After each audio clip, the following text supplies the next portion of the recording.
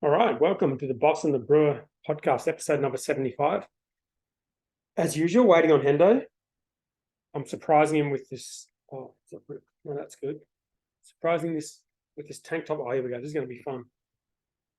Zoom this back a bit so you can see my muscular figure. There we go.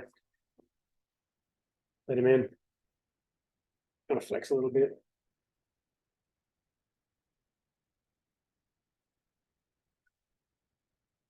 Hendo, Hello there.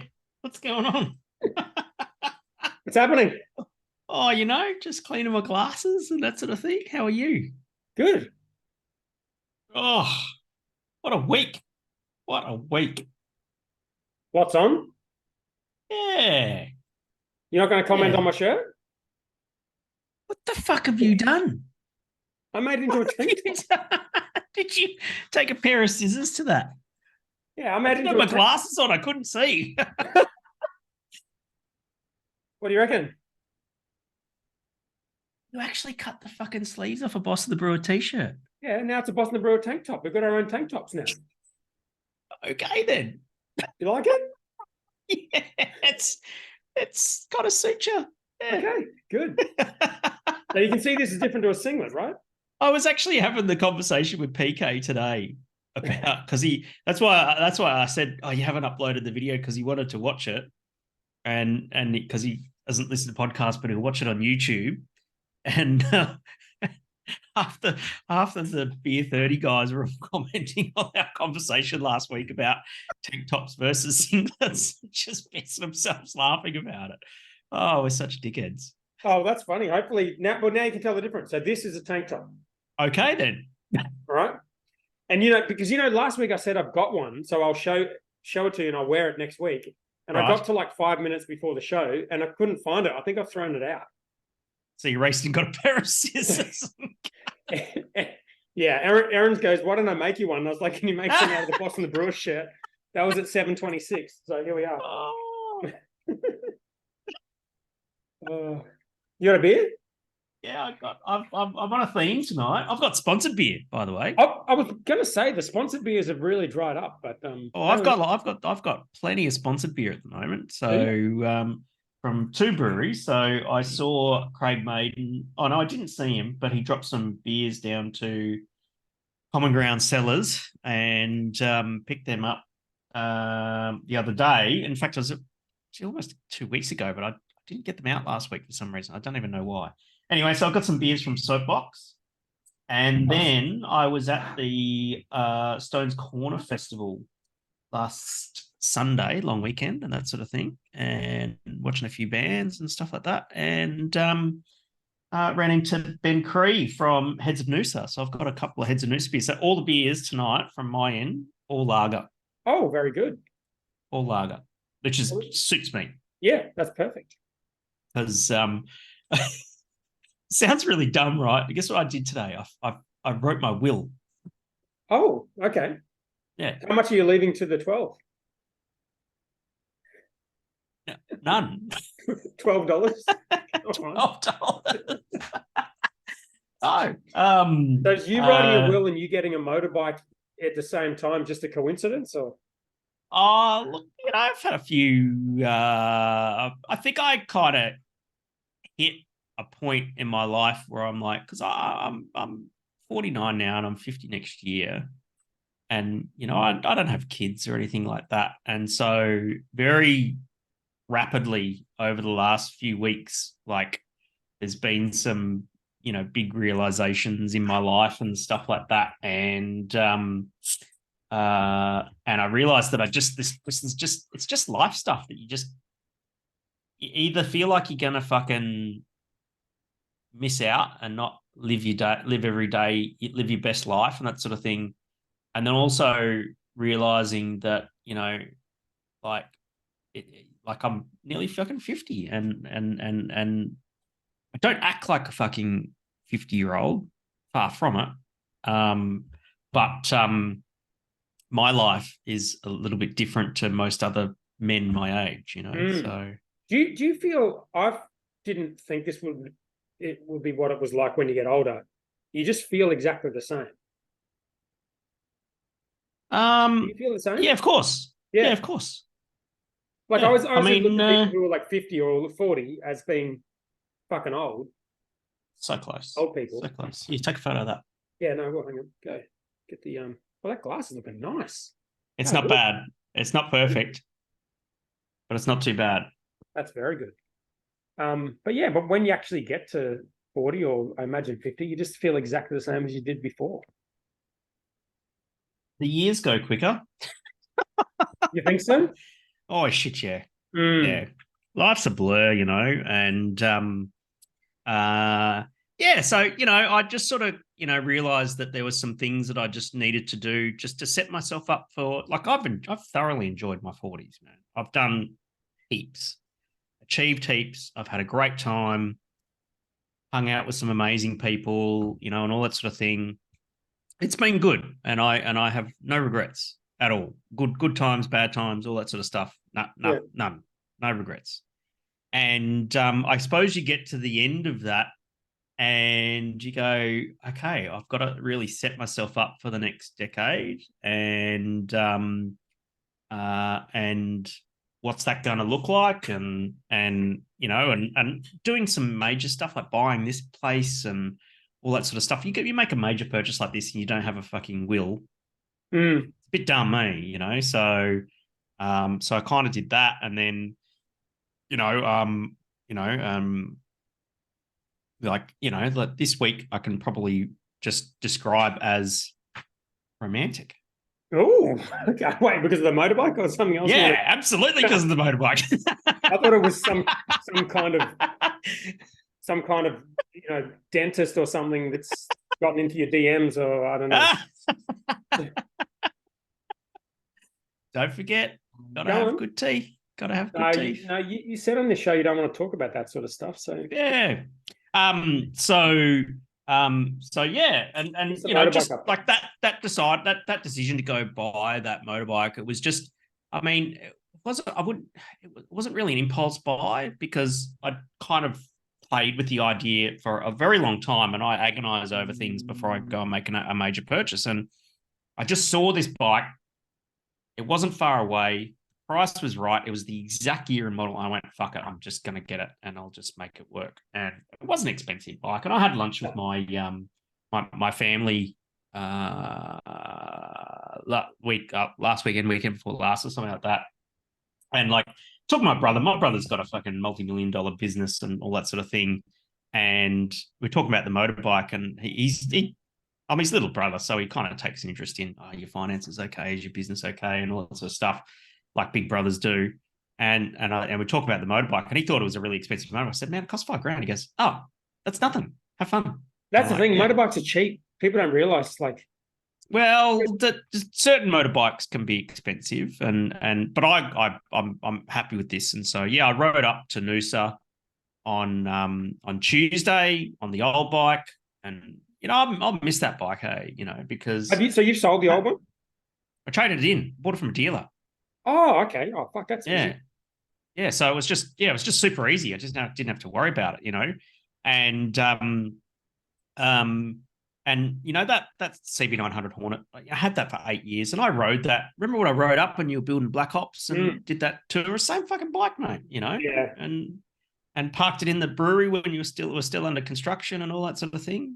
That bike's done heaps, man, heaps. How much did you get for the set for the other bike? $1,000. Yeah. I bought it for $4,000. That's crazy. And I've had it for 8 years. That's crazy. It's fucking, and that bike would go forever. It's a Honda. It's going to go forever. And so that's why I bought another Honda, because I like Hondas. It's just super reliable, just really good machines. Anything really Japanese from that era is pretty bulletproof. 100%. They're just amazing.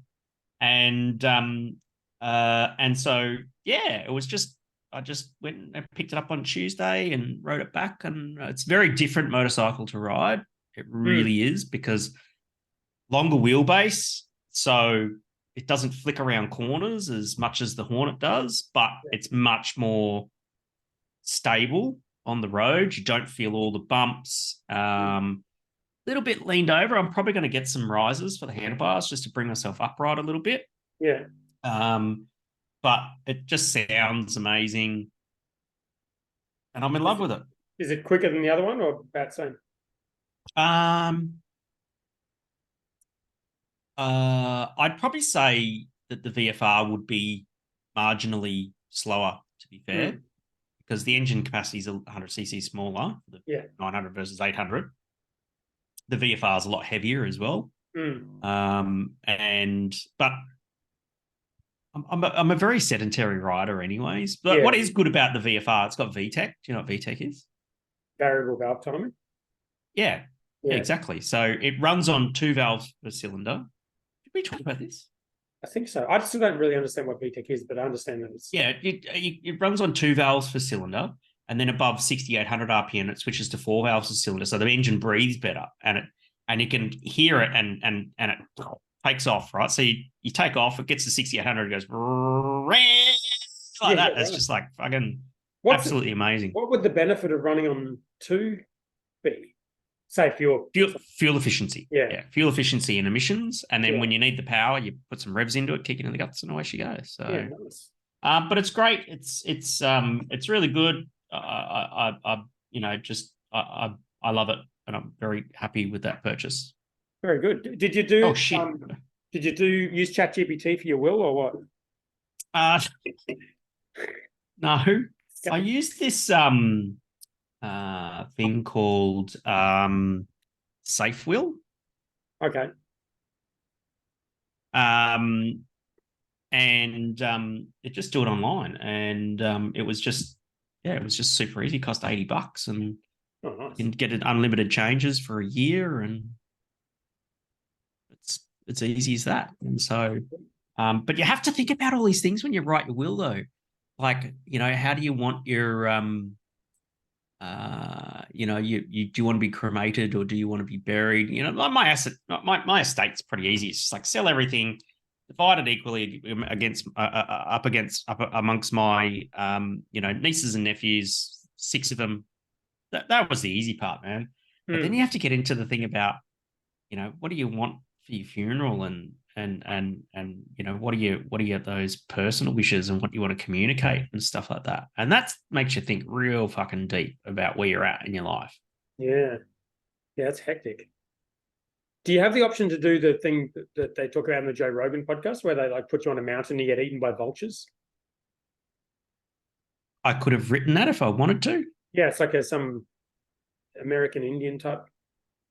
I think I just said I actually said, where do you want your ashes spread? Because I said cremate me, fucking that sort of thing.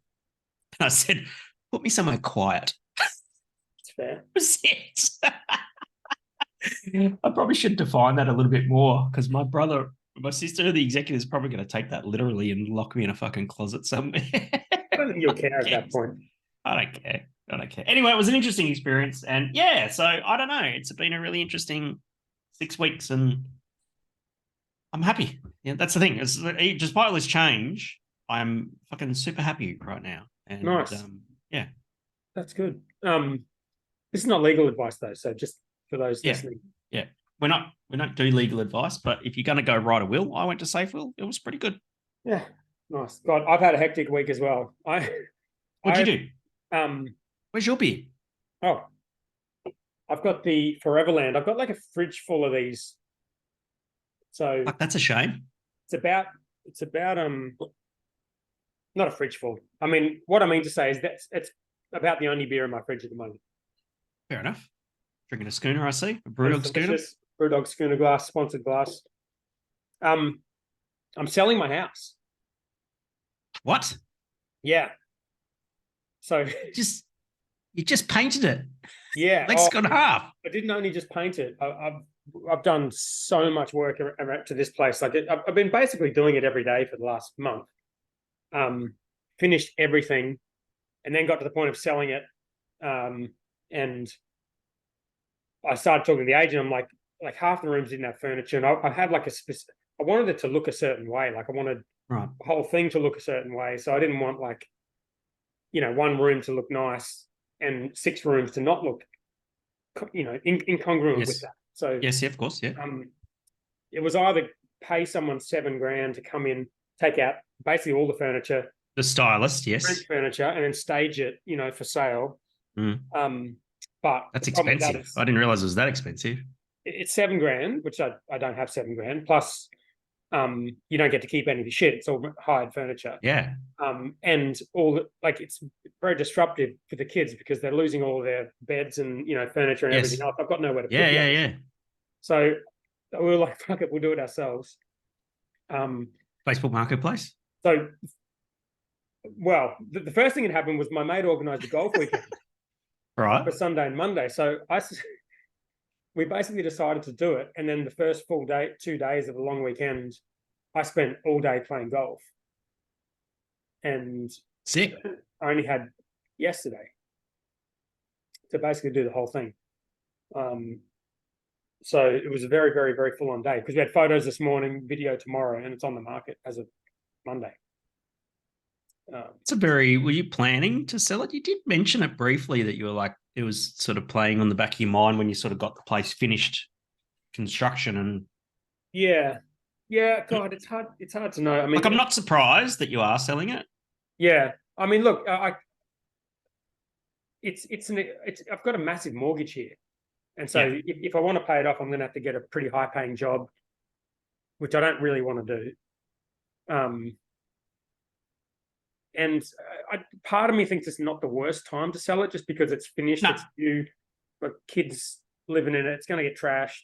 Yep. Units are going to go up around it. So, yeah. Where are you going to go? I don't know. It depends what happens with work. If I can figure out like a job that I enjoy, or like a business that I enjoy that I get paid, a proper amount of money for, then I'll probably buy another place straight away. If not, we'll probably just rent for a while and work out, maybe buy another business or something. I actually have no idea. You got no idea what you're doing on the professional front, do you? No, I'm the opposite of you. I'm a midlife crisis. There's definitely options, but I'm just conscious of doing something that I don't really want to do. And I just know that if I do something I don't want to do, it's going to affect me in a bad way. If you do something, if you wind up doing something and just try, and the thing is, if you get a job, right, unlike a business, it's a difference, right? Yeah. If you don't like it, fucking quit. Yeah, but I honestly can't even think what job I would get, Hendo. Like I looked at my resume. You can do like an auto-generated resume from LinkedIn. My entire history is just founder. I've never had a fucking job. I don't even know what job I would get. So I'm more just thinking, what things do I enjoy doing? What do I like doing? And yeah, can I turn that into, I don't know, a business? Or what's in that? What are the things you like doing? I like building software. I like the content. I like website stuff, but I'm not a programmer. And you've done that for years, though. I know that's the thing. I said, like, do you go back to that, or like I like the craft beer industry, but I can't start another brewery. It's not really an option. No, fuck that. And I can't really work for any other brewery. I feel like that'd be weird. So yeah, I don't know. I'm a little bit stuck, but yeah. You know what you should do to figure it out? Ask ChatGPT. No. Oh. Ayahuasca? Buy a motorbike. I'll get a wheel first. I used to have a motorbike. It fucking scared me too much, to be honest. I think that. What sort of motorbike did you have? I had a GPZ 250. This is when I was like. Oh, I had a GPX 250. That was my first motorbike. Oh, great. Yeah, GPZ was like a half-faired version of the GPS. Yeah, that's right. Yeah. Good little machine. Cool. It's fucking dangerous though. Like I couldn't get past it. Yeah, because there's too many dickhead car drivers out there. Same as electric skateboard. I used to have that. I used to enjoy it, but it's too fucking dangerous. I don't want to die. I can run over by a car. Yeah. So. I think that I've always enjoyed being on the road, going somewhere.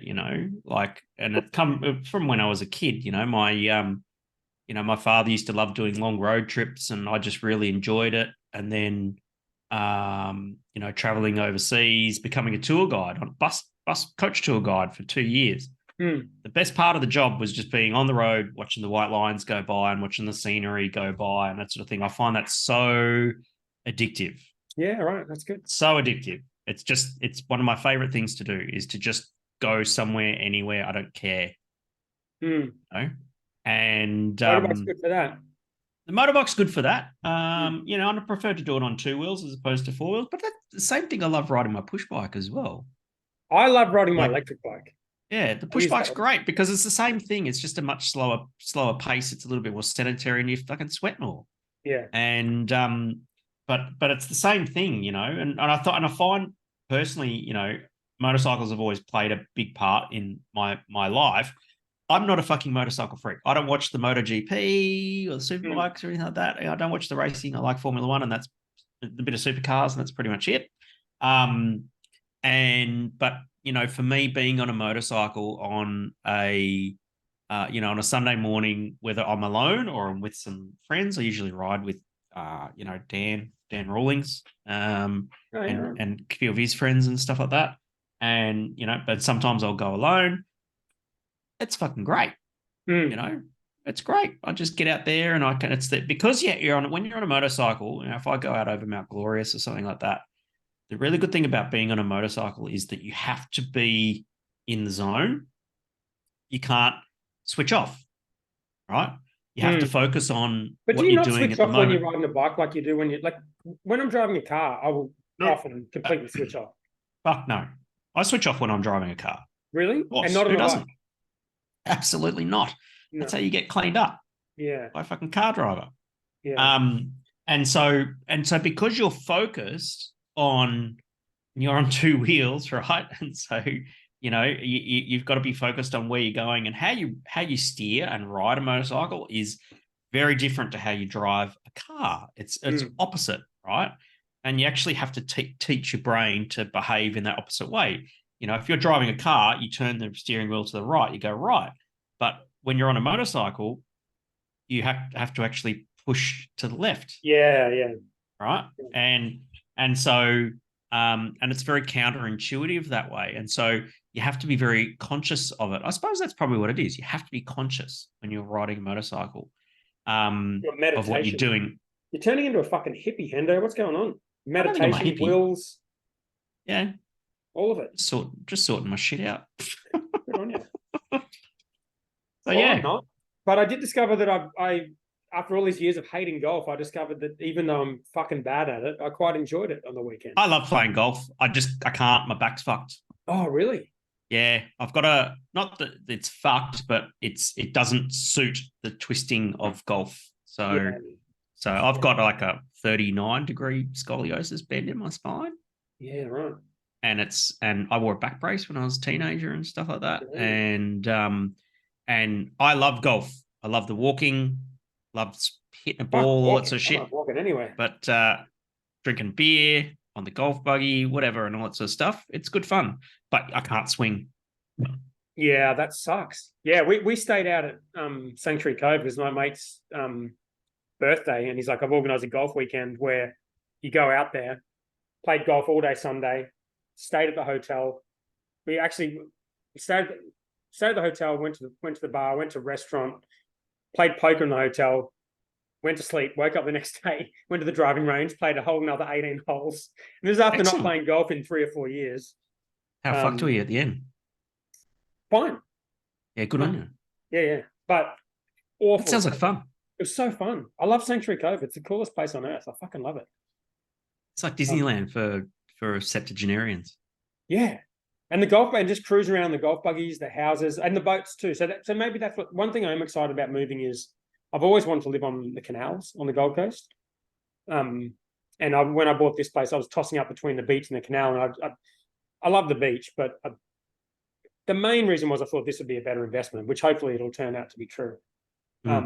So if I kind of downgrade, I'm hoping to be able to downgrade and get rid of the mortgage and move to somewhere on the canal and get a boat. And have that as a little hobby. Fuck yeah. Yeah. A boat ramp. Oh, a pontoon. Little pontoon. Yeah. Yeah, or a boat ramp. Talking. Yeah. We'll go fishing. Yeah. You fish? I'll fish. Sure, why not? We actually went fishing last weekend with the kids. We didn't catch shit, but it was fun. Yeah. Anyway, all right. Let's get I used to into live the on a canal. I used to live on a canal up in Bigger Waters when I Oh, was did in you? high school. Yeah, Oh, nice. yeah, it was Dude, good. there's an unbelievable amount of canals on the Gold Coast, and there's a lot of cool shit to get around to. So I've always Yeah, kind of thought absolutely. that'd be fun. Yeah, we were on just near, Bigger Water State School there. Not, I don't know. Do I? Yeah, I don't know what road it is, but little just in near Bigger Water State School there, and it was good. It was a good little spot.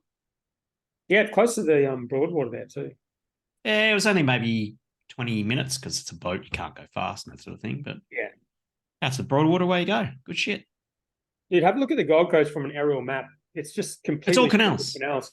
And That was the 80s, man. The decadence Yeah. of the 80s. We have all this land. Fuck it. We won't put housing on it. We'll just dig it out and fill it with water. Well, wasn't Sanctuary Cove like a product of like the Joe Bjorka Peterson like corruption years where it was like everyone was paid off and it was the whole thing was just built with Yeah, like that was sort of power late and money? 80s, late 80s, early 90s and stuff like that. And I remember when it first opened, it was in the middle of fucking nowhere, man. It And it kind was of just still this is. It land. kind of still is in the middle of it. Yeah. And it was just this shit land. And who was the guy? No, it was some bloody billionaire or something who built Sanctuary Cove. And people just went, why the fuck are you building something all Yeah, the but way out there? I think he paid off the government and it was part of that whole Fitzgerald inquiry and everything, I think. Got a very vague recollection of this, but Yeah. case. So I'm going to see if there's any history of it. There we go. Sanctuary Cove, Queensland, a gated community of the suburb of Hope Island. Notable for its impact in planning legislation in Queensland to allow it to proceed due to the privatisation of such areas of urban land. Oh boy. Yeah, so Yeah, they paid off. Mike Gore, that's right. And was launched in 1986. I remember when it fucking opened in 1988. And they had Frank Sinatra at the opening. I fucking remember it. Oh They had my Frank God. Sinatra rock up at the opening. It was fucking huge. And it was his first time back in Australia since 1974 because he got in trouble when he was last there and he vowed never to return to Australia, but he came back. And I paid him a fortune. And, Wait, did you say Craig Gore? What would you say? What did you say? Mike Gore.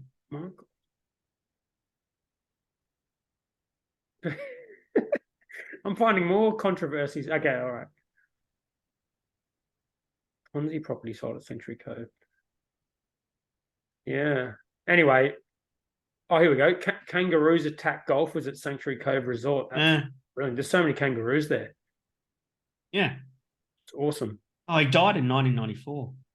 Financier and no, so this guy Craig Gore must be his son. Craig Maybe. Gore. Disgraced developer Craig Gore. So his son got into some dodgy shit as well. Yeah. Former rich lister turned jailbird pleads guilty. Gore Senior. But they did crazy stuff, man. You know, it was like right at the end of sort of, it was right before the recession that we had to have. And so, just bucket loads of money being thrown around. Had a brewery. Yeah, the first one. I remember Michael saying, "We're not. No, I'm not fucking. No, it was not. I don't think it was originally, but it was the kit that wound up at Matilda Bay and that sort of thing." And he goes, "Yeah, this resort's got to have a fucking brewery." Right, so it had a brewery. And, good. Yeah. Now every fucking resort's got a brewery. Anyway, so neither of us won the over/under for the Azerbaijan Grand Prix. Oh man, because how close did I get? Well, you were very well. What did Leclerc come? He came. Max didn't. He come second. Second, and he probably arguably got. Did he get driver of the day? Or maybe not. I don't know about that. But apparently he did. But I didn't actually watch it because I was. Max got unlucky. Checo drove Checo would have won it anyways, I reckon. Yeah, that's what it sounds like. Yeah. But then he got a pit stop during the safety car. Did you watch it? Yeah. I didn't watch it live because it was a big week. It was a big weekend of Formula One with quali on Friday, sprint Yeah. quali, and then the sprint on Saturday, and then the race on the Sunday. So confusing. I didn't. I was out and about doing stuff, and then I sat down on Monday and just fucking binged the whole thing. I had a great day. It was good. And they've changed the whole structure of the sprint. I liked it. You like it better? It's better. Mm. Better than what it was. Was the race but actually like I didn't see the sprint? Was that sprint race actually any good or not really? It was okay. I didn't mind it. Yeah. Azerbaijan as a track, though, was a bit of a procession. That was the issue. Street circuits kind of suck, don't they? No, they don't suck. Street circuits can be good.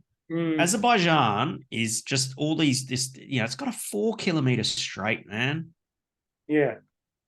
It's boring. Yeah. You know? I like the little castle section where the road really fucking narrows up and they're really big cars and stuff like that. And some of the corners and that's some high speed stuff. There's some right angle bends and all that sort of thing. It's high risk because there's walls. There's no track limits rules or anything like that. But they shorten the DRS zone on the main straight by 100 meters to sort of make it more competitive and more overtaking. But I think it had the opposite effect. I think it didn't quite work out. How far behind was Max? Don't know. Like wasn't far.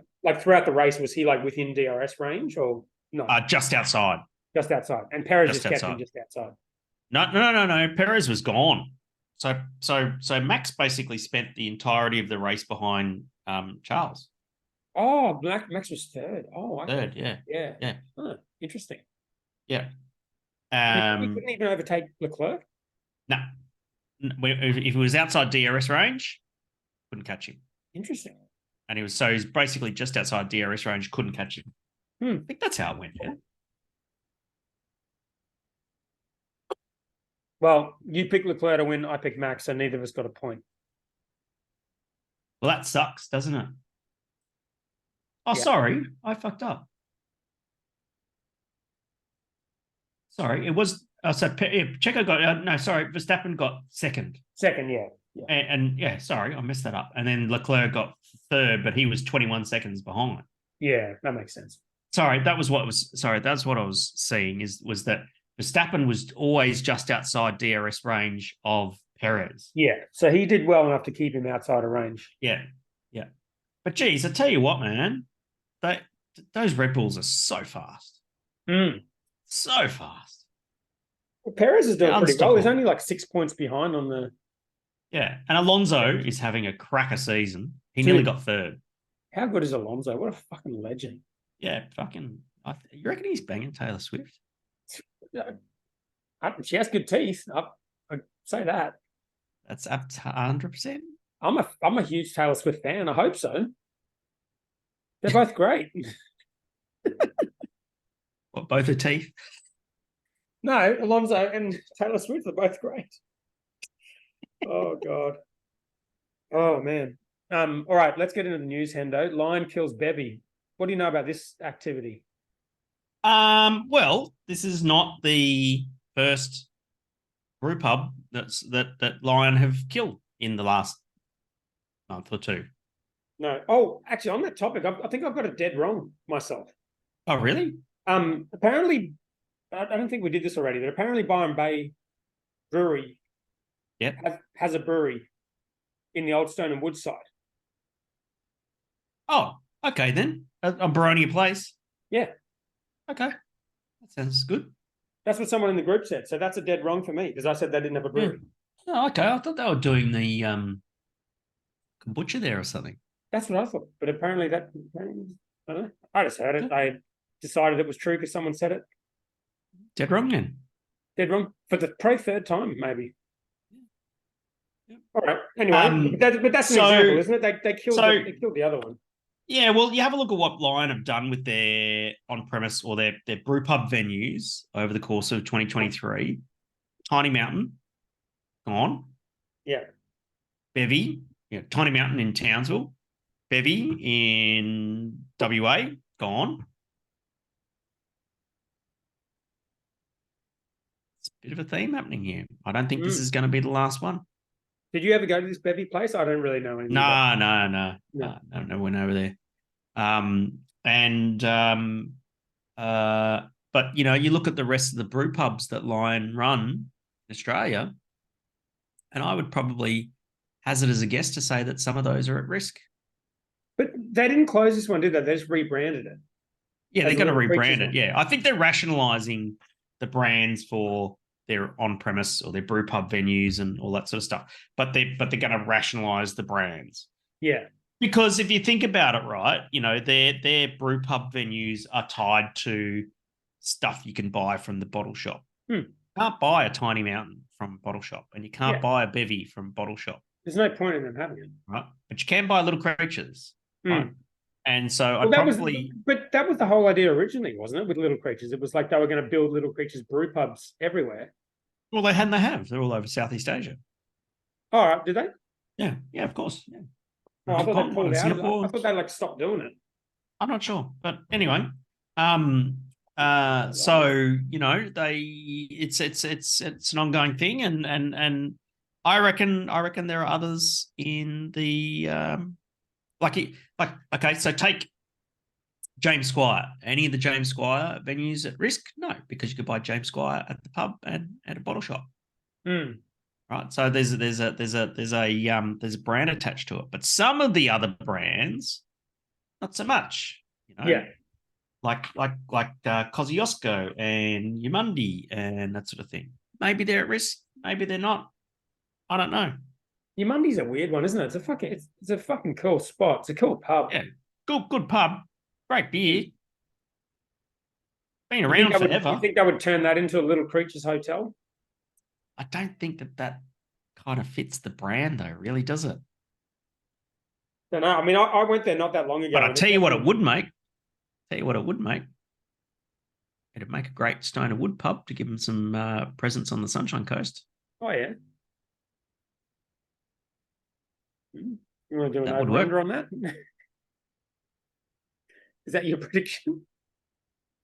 I like that prediction actually. I don't know if I would. I don't know if I would. It's like stone and wood, very synonymous with Byron Bay, but also very synonymous with beach life and surfing and stuff like that, but no presence on the Sunshine Coast. Why wouldn't it work?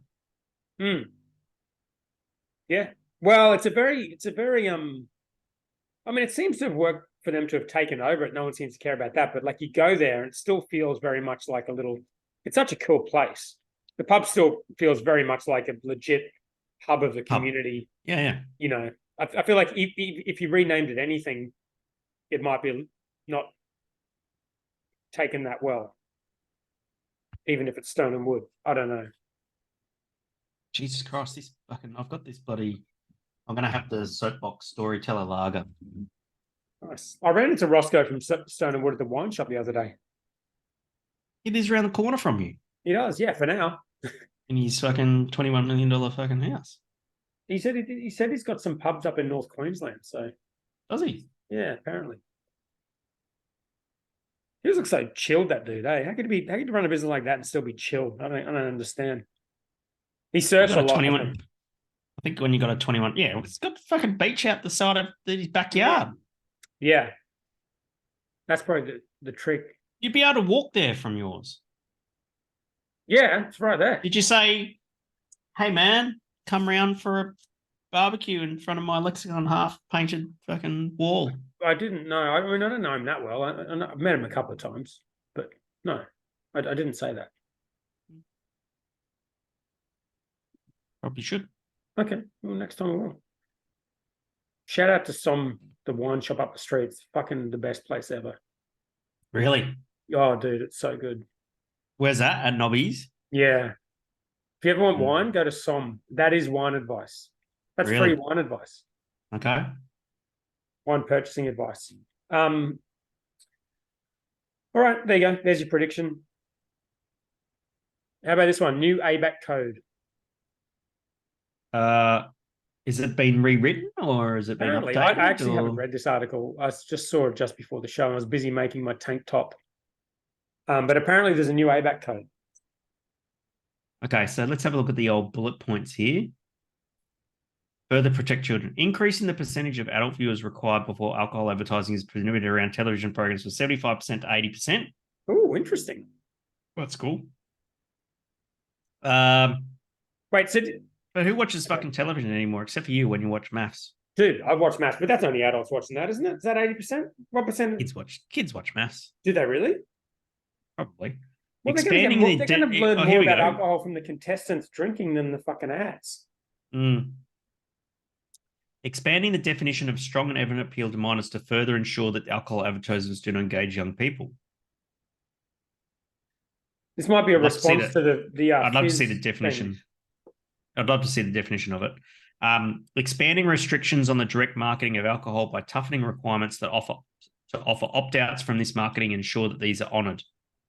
Well, that's shit. That's pretty interesting. So opt-outs. No. Let's say you're on a mailing list for a brewery and then you happen to have a alcohol problem and you don't want to get the marketing material from a brewery or a distillery or something like that, and you opt out, and then they keep sending you email. Now you're breaking the ABAC code. Yeah, but you shouldn't do that anyway. Of course, spam out and all sorts of stuff. Tighter restrictions on what is meant by responsible and moderate alcohol consumption, including the unacceptability of treating excessive alcohol consumption as amusing and negatively portraying abstinence or refusal of alcohol. Yeah, that's a lot of the inspired unemployed stuff and the hard fizz stuff. It feels like this is like a direct response to that. Would you agree with that? Yes, of course. Yeah. I don't think fizz is going to do anything about it though. No, exactly. So they're not going to change anything. Following concerns raised during the COVID pandemic, the review of the code clarifies that suggesting consumption of alcohol offers therapeutic benefit is prohibited, and this has been expanded to clarify that this includes a health or mental health benefit and is not permissible to suggest alcohol helps overcome problems or adversity. Interesting. Brews News just put out an article the other day saying alcohol does help you with stuff. What do they do? I don't know. There's something on their LinkedIn saying that there was a study that says that a couple of beers a day makes you happy or some shit like that. A couple of beers a day makes me happy, except I don't drink beer every day. But you can't say that. The code has also been extended to cover the marketing of alcohol alternatives, i.e. products styled as beer, wine, or spirits, but with an ABV of less than 0.5%. Since the last code review, there's been a significant growth in this product sector globally. This extension aims to protect minors by ensuring that alcohol alternative marketing does not inadvertently model inappropriate alcohol use. Wow, that is interesting. That's a good idea, though, isn't it? I feel like that's a good idea. I get it. Like beer. Yeah. So what does that actually mean? Is that going to have an effect on the availability of, say, Carlton Zero in a supermarket? Or well, ABAC doesn't determine availability, does it? It's just they do. Marketing code. They are the code extends to point of sale for off-premise venues. Yes, yeah, but it does. This is about marketing the product. It's not about who stocks the product. No, and that's not what I said. But the ABAC code does cover point of sale marketing in off-premise venues. But it wouldn't change whether or not someone stocked it. It would change whether how it's marketed, right? So, for example, does the new code imply that you can't have a beer brand in a place that doesn't have a liquor license, where minors can see it? Yeah, I don't know about it. That's not how I read that, but yeah, maybe. I think it's more saying that like if previously you had a non-alcoholic beer that appealed to minors a little bit, they wouldn't worry too much about it because it's non-alcoholic. But now they're saying it is as big a problem. It's saying that if you have a brand, if you have a beer brand or a spirits brand that suddenly does a non-alc, low-alc version of itself, then that advertising is going to be up for scrutiny. Yeah. Purely because it is related to an alcoholic beer brand. Exactly. Or it's which is fine, right? I mean, I think that's going to be a really interesting one. I think. Yeah. Very interesting. But yeah, let's see what happens. I mean, no one was paying any attention to the last ABAC code, so let's see if they pay attention to this. Especially if fizz. Yeah. All right. Fizz don't fucking care. No. All right, so we got some results. Endeavour and Coles announced their financial results. Is this EDG? EDG, yes. Yeah. Endeavour Group. So what have we got here? Retail sector sales remain strong at 2.4 billion, right? Growing 2.8%. Are you reading the Shout article? Which one are you Yes. reading? Yeah, here we go. Yeah. Online store pickups. Yeah, good. Customers continue to embrace our local and convenient offering, reflected in an increase in transactions in the quarter. So overall, the percentage of sales in retail is actually up almost 4%. Yes. I saw a thing on ABC Finance Report, I think yesterday, that people are spending more eating out and drinking out and eating and drinking, and they spend a shitload more on interest on their mortgage. How is this happening? I don't understand. I don't understand. It doesn't make any sense. No. All right. So Endeavour are doing well. What about Coles? How are their results? One moment, madam. I'll have a look. Coles like a return to sales revenue growth. Revenue growth. Okay. Okay, 2.4% up. Same as in EDG. Third quarter results. Amazing. So we're spending money on piss. Yeah. But what I would say that money on them? We're doing it at Dan's and BWS and everything, and not at local places. Yeah, maybe that's it. Yeah. So it's what you were saying in the podcast. You grab a 4-pack, have it at home, and you don't go out. Yeah. The pub because it's too expensive. Yeah, absolutely. Very interesting. Unless you go to George's Paragon at Sanctuary Cove, where everything is half price all the time. What? It's hilarious. It's so the deal is everything on the menu is half price, right? Right. And it's half price between 11 a.m. and 9 p.m. Cool. which is their opening hours. So it's half price it's 7 days a week. Okay. Can you give me an example of what the original price is of something like a snapper, steak, for example? Okay, cool. Snapper. Some veggies. Yeah. Fish, grilled, yep. couple of veggies, $26, right? Okay. So it's written on the menu is $26. Right. But they save you time, so you don't have to do the calculations in your head. They just put the discounted price. So the 26 is actually half of the actual price. $52 snapper. So I did that calculation as well. I multiplied the 26 by 2 to figure out what it was before the half price discount, which is $52. Yeah. And then you take half off that, and it's 26, which is the amount that's written on the menu. That's illegal. That's what I was looking for too. I'm like, this can't be legal. That's illegal. If you're going to offer something for half price, you actually have to offer it at its full price at some point. It's printed on the menu. What? The whole menu is printed with the actual price, the 50% discounted price. Then that's the price. I know. It's hilarious. You can't say it's half price when that's the price. Yeah. Yeah. It's brilliant. They were very busy. A lot of people in there eating half price fish. Yeah, figure.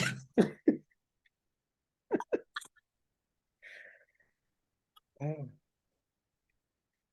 $26 is actually not a bad price for fish. It's about what it costs, isn't it? Like you got to exactly. It's not. I wouldn't say like if you had said to me, I went to without mentioning the half price thing and said, I went to George's Paragon, had a fish meal and it was $26. I go, yeah, that sounds about right. Yeah. I wouldn't go, fuck, mate, you got a bargain. Was that half price?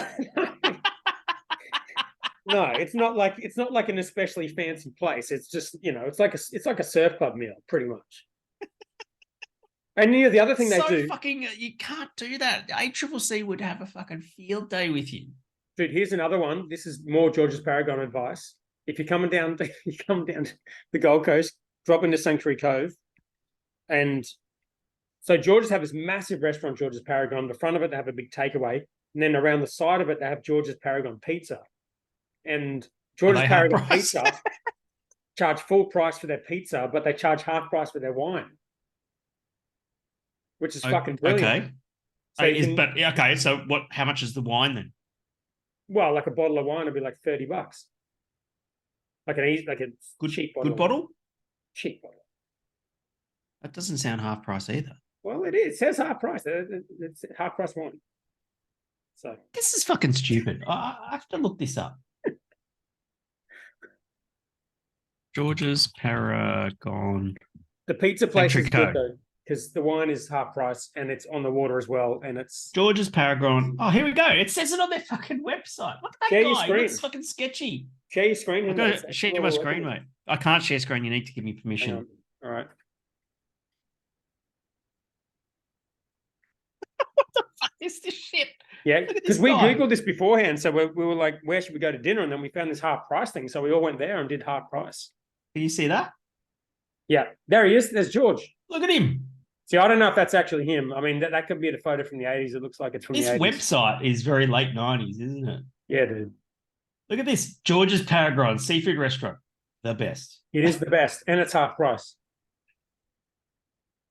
All There you go. day Look at half that. price dining from 11 a.m. to 9 p.m. All day. So you click on all day half price menu. Yeah, rightio. All right. So scroll down, right? Items below are not included in the half price. No. session. So half the menu is not included, but if you scroll down to the next one, all of that stuff on the first 3 columns there is all half price. All of the non-shaded stuff is half price. See? Okay. Okay. So like Garlic bread, $7.50. That sounds well, like that's a normal not fucking half price. price. See, it's shaded. You got to ignore the shaded stuff. That's full price. So, All the white shit is half price. White background. oh, okay. So seafood chowder, $12.50. Smoked salmon, spinach, onion cakes, croutons, $16. These are appetizers though. These are small. Okay, let's just go to the. So like calamari, for example, that's an entree calamari, lightly crumbed, $16. That's pretty normal. Yeah, that's half price though. I mean, Atlantic salmon, $23. That's pretty reasonable. That's pretty cheap. It's normally 46. That's right. Good maths. Yep. The barramundi is more expensive. Yeah, I almost got the snapper because they spell it with a C, which I liked. Yes. Snapper. Yes. Schnapper. Yeah, but I ended up getting the mignonettes eye fillet medallion. Oh no, the Diane. Where's this Diane? Steak Diane, $34. Okay, $19 for a lasagna, $19 for a carbonara, $23 for a marinara pasta. That's actually not bad. Not half price, No, but it's actually not bad. it's not bad. All day. Steak. Let's have a look at steak. So I got that one there, the Steak Diane. fillet. That's what I got. $34. Steak Diane. Yeah. Dude, that was not a $68 steak. I'm sorry. Yeah. How big was the steak? It was fine. It was like going to the surf club and getting a steak. I mean, $21.50 for a palmy. That's a cheap palmy, but only by about $5 on today's pub prices. It's So definitely not half price. Wouldn't it be 43? I would not pay $43 for a palmy. Would you pay $43 for a palmer? Well, you get a view of the boats and shit. Does that affect you? That's not my question. Would you pay $43 for a palmer? Well, don't say Palmer. Do you see how I interchange though? Yeah, I would pay. I can do that. Pay $43 for a palmy. It'd want to be a fucking good one, wouldn't it? Well, if you got a nice view of the water and No. I don't give a shit about what the view's like. I want a good. What does a $43 palmy look like? how much does a palmy actually cost? I don't ever order palmy. Usually, I'd happily pay around $25 25, yeah. for a palmy these days at a pub. That's no biggie. That sounds about right for me. All right. So what does It's not like the most exotic food, is it? Let's be honest. No, that's right. But this is my question. What does a $43 palmy look like? Well, I can't tell you because it's never $43 at George's Paragon. It's always $21.50. Seafood platter, $265. That's not half fucking price, mate. I'm struggling to do the maths on that. $6.30. Seafood platter for $265. Wow. That's $5.30, right? Full price. That's Yeah, no. It's the items below are not included in the half price special. That is exactly the price is the price there, mate. Not half price. Okay. Garlic bread, calamari fish. See the set menus even like they literally say the items below are not included in the half price special. So you got garlic bread. Okay, I want you to give me get your calculator out. Okay. Get your fucking calculator out. Here we go. We've got the Naxos fucking set menu. All right. Yeah. So you got your calculator? Got it. Let's go. Garlic bread. How much? What am I doing on the fucking calculator? I want you to add up these items. Garlic bread. How much is garlic bread? $7.50. It's fucking up the top. It's the first menu, top right. $7.50. I see. Okay, I see. Okay, yeah. Calamari. That was what was that? 16? Okay, so add 16 to $7.50. Fish. Let's just take a fish. We'll just do the snapper. 25. Yep. Right, and dessert of the day. Let's just find a random dessert up on the top here. Oh, fucking, they're all the same price, $16. 16. That's right, $64.50. Right, so you save. There you go. $57. So $64.50. $7.50 so $7.50. Which is a 11% saving. So here's the go. If save those 11%. things are no. Let's not talk percentages, right? Mm. Some of those items are half price. Okay. So you think that's even false advertising? Well, that's cheaper than half price. No, that was full price. Oh, no, I see. Wait, right, so $64.50 for some items which are half price, and you can actually get some of those items cheaper than half price. Half price menu, like the dessert one. That's fine, but the main is. Yeah, the main is. Yeah. Right, so you can actually get a half price item cheaper than half price. So maybe that's like 60% off. Maybe if it's like 10% off plus 50. Like more people would buy the George's 3-course menu, which explicitly says below items below are not included in the half price special. That's why it's less than half price. I didn't want to get that because I didn't want to rip myself off and not get the half price shit. You got ripped off because you didn't take on the George's 3-course menu, mate. Well, I didn't do the calculations on the fly, but oh, dude.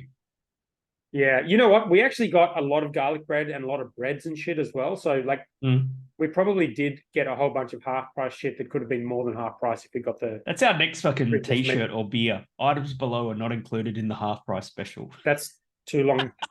That's too long for a tank top. It doesn't have any sleeves. Nowhere but to go.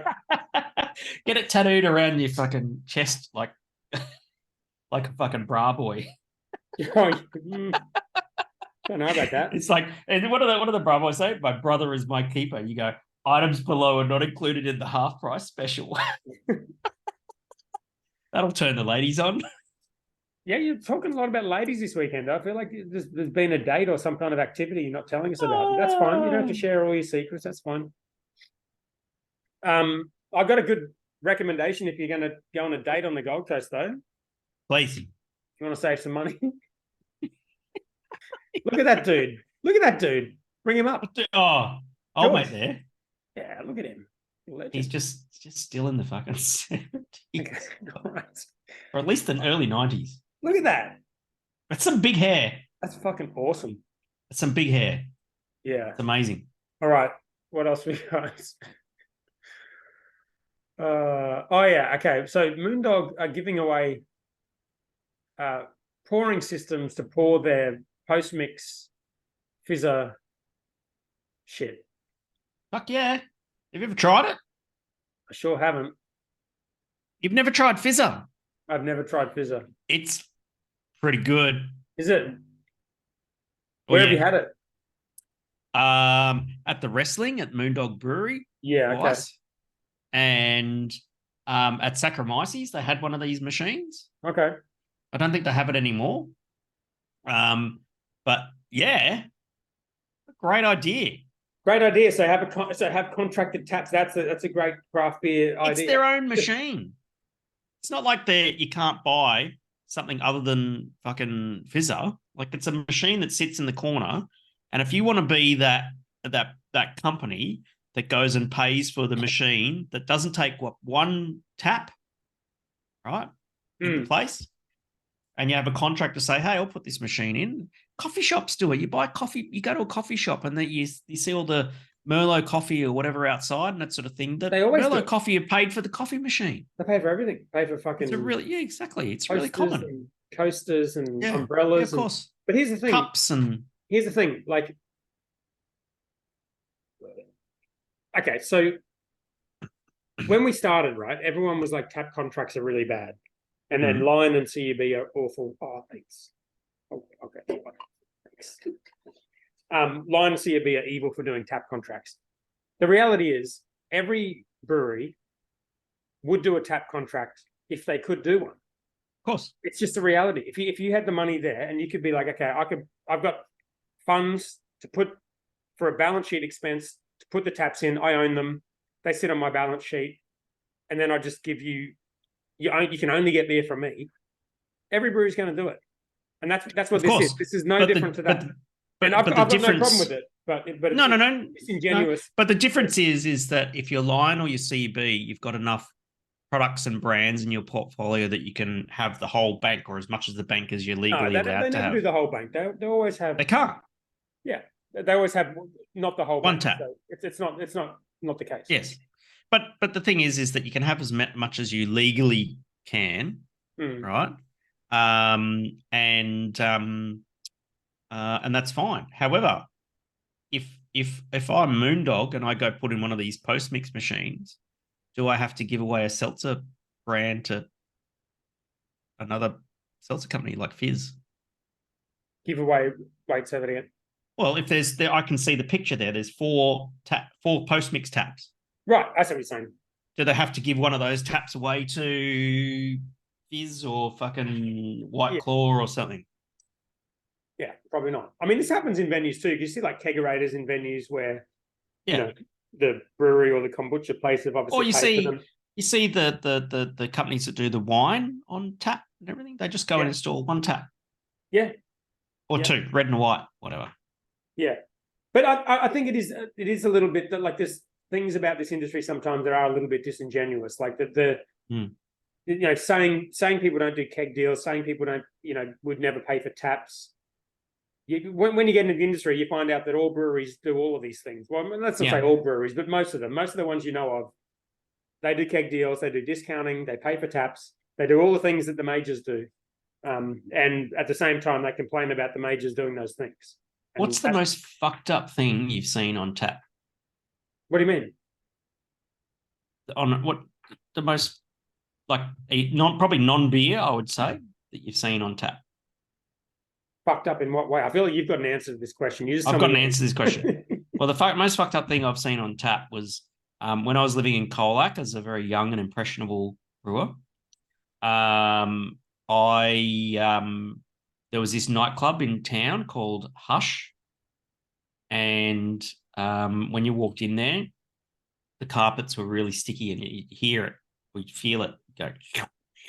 Oh, lovely! Right, it was just like that. That was the country town nightclubs. They've always got weird names, Did they ever cover the floor in like sawdust and shit like that, or no? It's carpet. Hay? It's posh. No, yeah, what if they had like a hoedown or something like that? Or no. It was all doof. Oh, okay. Right. Yeah. And so the most fucked up thing I've seen on tap, and I've drunk plenty of this, and I'm ashamed to tell you, is they had Pulse, which was like a vodka Red Bull thing on tap. Cool. Yeah, I'll get and just smashing fucking pints of that. Hell yeah! I had some of the worst hangovers of my life on that. Yeah, that shit's no good. I like it when they have wine on tap. I get into that. It's cool. I've never actually tried wine on tap. Yeah, get around it. It's good. All right. Incidentally, I'm drinking this Soapbox Storyteller. You should take a photo of that. Oh, yeah. Don't forget to flip it around. What am I flipping? Am I in reverse? No. My logo looks like it's in reverse. No, only for you. Or is it just how I see me? Yeah. Let me have a look at this photo. No, that's good. All right. That's it for the news. Let's see if we've got any questions. We had a few last week. Do we have 12 questions? I don't know. Let's find out. Get in there. We had a few last week, which is nice. All right, got a couple. What's that guy doing? Right. Luke Cooper. I should read these beforehand because sometimes people put some inappropriate shit in here, but let's see what we're working with.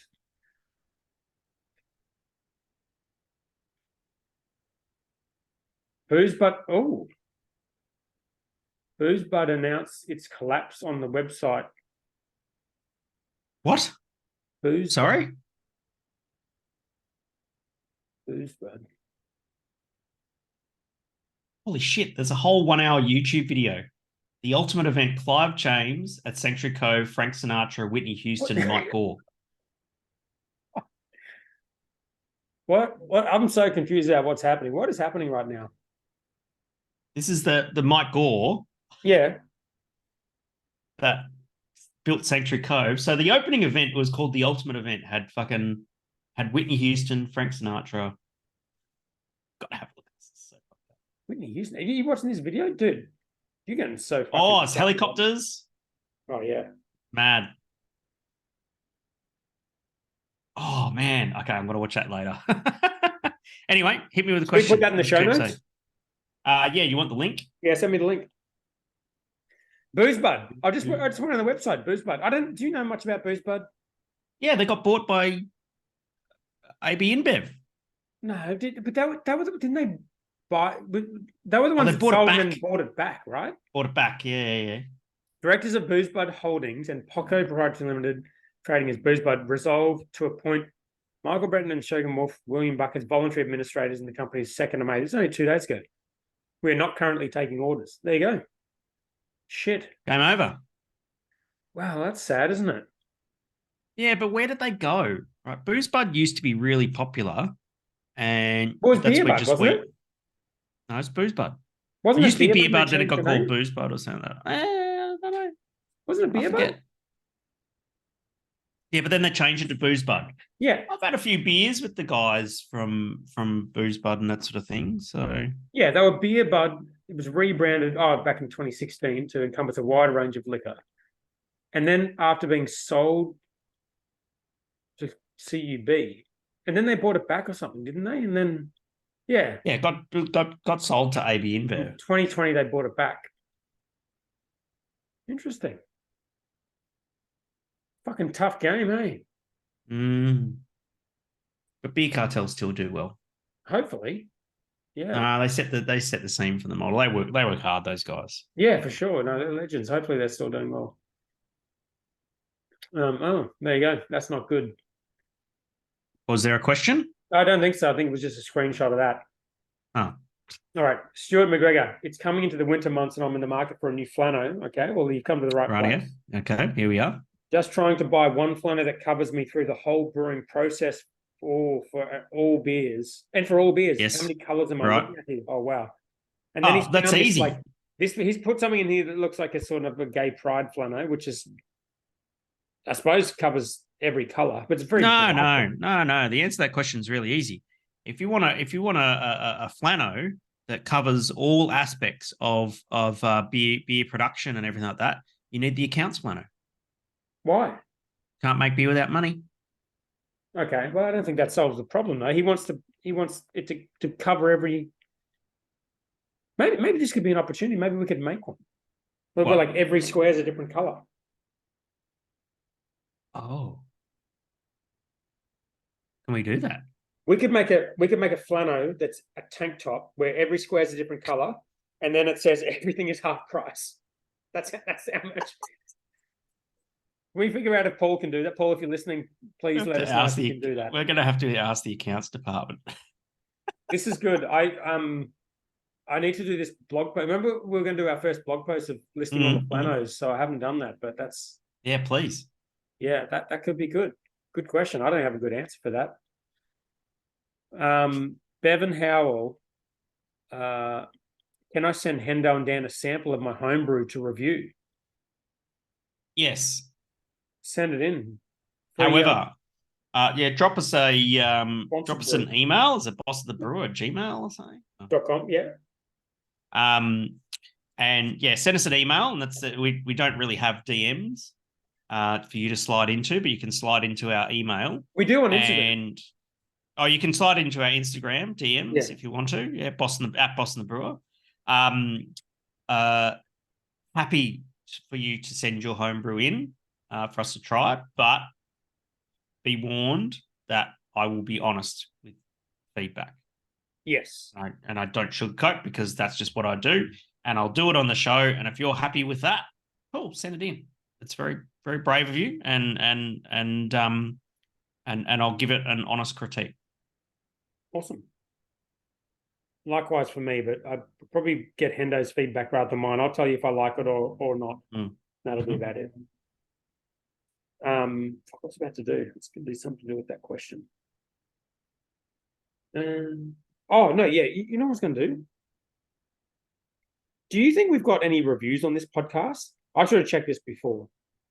People can review it. Yeah, you know, like on the podcast app, how you can like give it 5 stars and all that kind of shit. No. I thought we should do a shout out and ask people to give us a bloody review. Okay, give us a bloody review then. Yeah, okay. Click on the show. Scroll down. See, I don't even know how to do it. Episode website, no, not website. Here you go. Click on the show name. All right, here we go. Here, reviews. We've got 18 ratings. That's pretty good. I think we've only got 1 review. Okay. What did they say? Oh, wait, hang on. See all. Oh, no, we got more than 1. Okay, here we go. Okay, we got fuck all. So please, if you're listening, give us a review.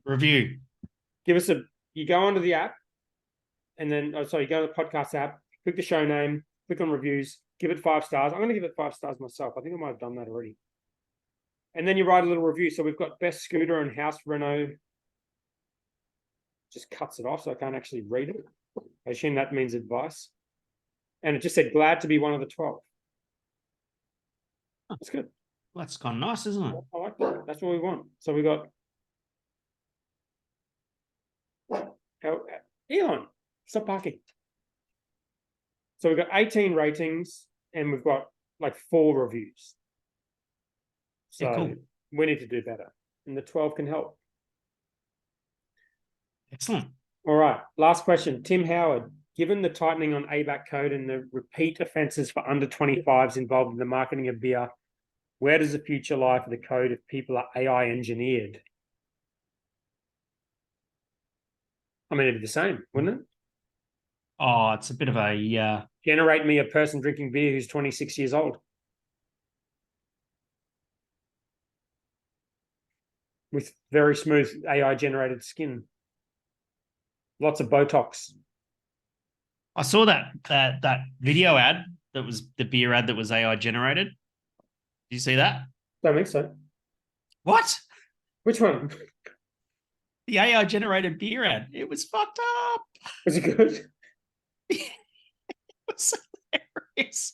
It had like Smash Mouth All Star going in the background, and it was just like people just got the can of beer, and then like the can of beer would extend with a glass of beer out the side of it, and all that sort of stuff. I'll send you a link. Oh, we're not gonna get copyright struck again. No, come on. No, I think you can watch it. Just turn the volume down. As a react.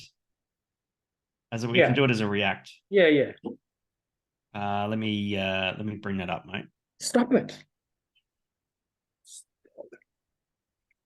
Okay, you ready? So who's the ad for? Oh, hang on. I got to do the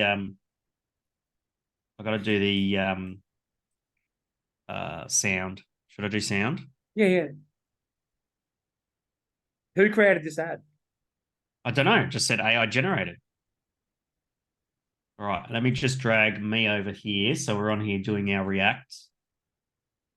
Okay. Where am I? Ready? I can't see. You got to drag us onto the screen because we have to be on the screen. So we're doing reaction. Drag me from where? I can't see shit. How do you see us? I can see you. I can just see. That's fine. Just drag me on the screen so I'm in the recording.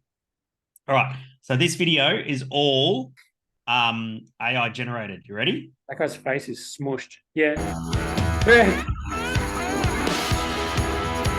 Oh my god. just starts off like a party, and then it goes fucking. Oh my god! Oh Jesus Christ! Look at that! Oh wow! Look at that party! It just goes full flames. What is that? Oh my! They're dancing in the fire. It just goes real. Look at that! It just goes real fucking. It just goes real. That was wait, how many Avengers. It goes real Avengers or Marvel movie really. That was a lot. How many views has that had? Only 122,000, but yeah. Well, it's going to have 122,012 after this podcast airs. Yeah. All right, send me that as well. I'll put it in the show notes. Okie dokie. I'll get it in there. All right. Generated beer ad. Any other questions? That's the only question. We didn't really answer that question. I like his question, but yeah, I feel like it wouldn't change much because you would just, I don't know, you would just say, trade me a 26-year-old looking person. If you didn't think they look 26, go to 28, and yeah. All right, mate, we're good to go. I'll do some editing and I'll put the video up this time. Was that it? That's it. It wasn't 12 questions. Well, let's see how many we got. We got 1, 2, 4 questions. We need 2 to go. That's it. No. I asked them. That was it. Yeah. That's it. Oh, okay. That's it. And one of them wasn't a question. It was a screenshot of the VA. Yeah. Yeah. I don't know. It'd be good if we had more, but I feel like if we just ask for questions that people don't really know what to ask. When we made it like an interactive segment, it worked better. But then you need to think of something to post every week. We probably need to go live again. Yeah. Okay. All right. Let's do that. I'm down. All right. Let's do live next week. Okay. All right. Sounds good. I'll wear the tank top. See you next week. See you, mate. Have a good week.